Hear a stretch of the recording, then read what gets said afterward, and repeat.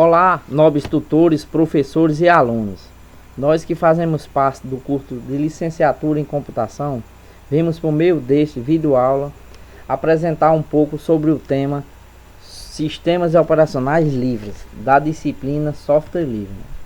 Antes de falarmos o que é sistemas operacionais, vamos saber um pouco o que é software, né? Software é uma estrutura lógica, um programa que realiza funções dentro de um sistema computacional.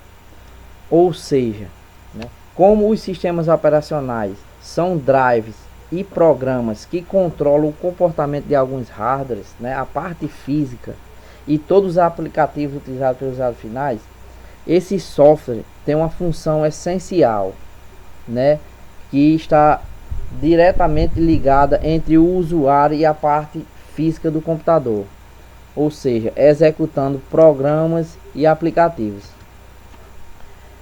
Para entendermos um pouco o que é software livre, temos também que ter uma noção do software proprietário, ou seja, o propriamente software pago, né? O software cuja a sua cópia ou acesso terá um código-fonte, né? Essa redistribuição deve solicitar permissão ao proprietário, pagando para poder usá-lo, né? Então, será necessário, portanto, adquirir uma licença tradicionalmente onerosa para cada uma dessas ações. Exemplos comuns de softwares proprietários são Windows, MS Office e SAP, né? Mas pode ser gratuito o MS Internet Explorer, outro Express e alguns negócios de venda de licença de uso restritivas, copyleft e direito do autor. Passando a seguir, vamos ter uma definição do conceito do que é o software livre. É todo e qualquer programa de computador cuja licença de direito do autor conceda aos 4 utilizadores seguintes. Como vimos anteriormente no proprietário, que é pago, o livre, ele tem essa gratuidade e utiliza 4 liberdades que falaremos agora. A primeira, a liberdade de executar o programa para qualquer propósito. O usuário terá essa liberdade, né, de usar seu programa para qualquer propósito.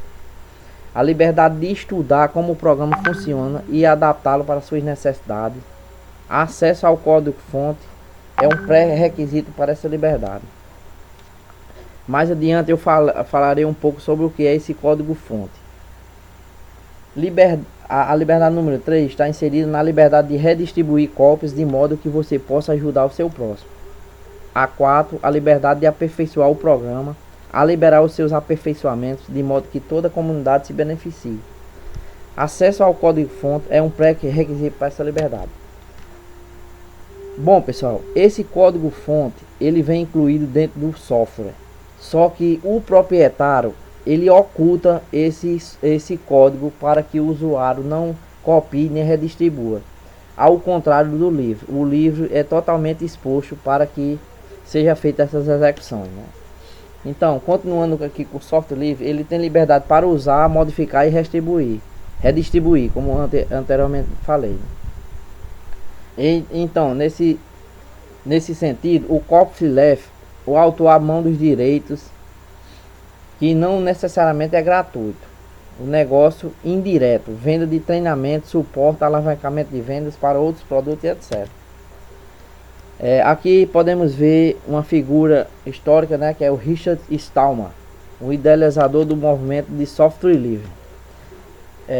Falar um pouco do movimento software livre é retratar um movimento social, né, cujo objetivo foi obter, garantir certas liberdades para o usuário de software, ou seja, a liberdade de executar o software para estudar e modificar, e para redistribuir cópias, com ou sem alterações, embora com base em tradições e filosofia entre os membros da década de 70, da cultura hacker. Richard Stallman fundou formalmente o movimento em 83, com o alavancamento do projeto GNU. Então, pessoal, como vocês podem notar, na década de 80, o software vinha finalmente ganhando aquela fama de software pago. Então ele, ao observar isso, né, criou esse movimento social e garantiu certa liberdade para seus usuários. Aqui podemos notar alguns mascotes e símbolos dos softwares, né, como Livre, GNU, FreeBSD, Daemon e do Tux do Linux. Para finalizar, fala um pouco de inclusão digital, né? Por que fala um pouco de inclusão digital? Porque é essencial para que possamos ter acesso totalmente a esse software. Obter os conhecimentos necessários para utilizar com um mínimo de proficiência os recursos de tecnologia de informação e comunicações existentes. Dispor de acesso físico regular a esses recursos. Ou seja, por mais que tenhamos software livres para todos, é necessário que tenhamos conhecimentos necessários para utilizar e espaços físicos regulares para esses recursos, né? Aqui finalizo com um obrigado pela atenção, alguns dos alunos que realizaram esse trabalho, e até a próxima.